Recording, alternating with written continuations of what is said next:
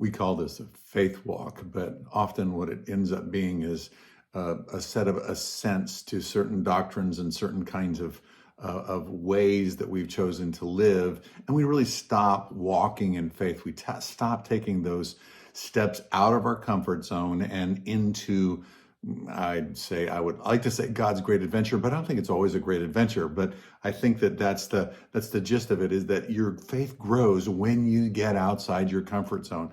Your faith grows when you step out, and God is inviting us at some points in time. God is calling us.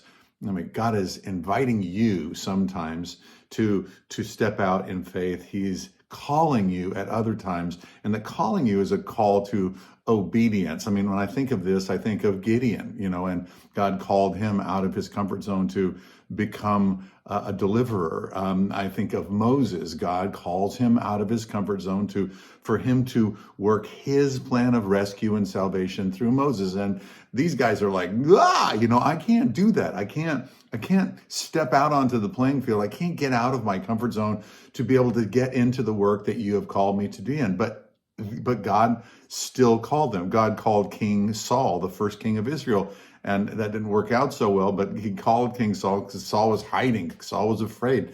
King David was the last, in a tribe of boys, and he's the last one. He's the youngest one, but God calls him, and that's really inconvenient. It changes everything in his life. What I'm saying is that responding to the calls, to the call to obedience, to the call to step out in faith, to the call to step out of the comfort zone, of your comfort zone, all of that, that's where the growth is. That's where the beauty is. That's where you have to grab a hold of God, and you have to cling to him, and you start growing. And that's where all of this stuff starts to click inside of you, is when you step out of your comfort zone, you step out into faith, and you walk with God. Now, what is God calling you to step out of your comfort zone with today?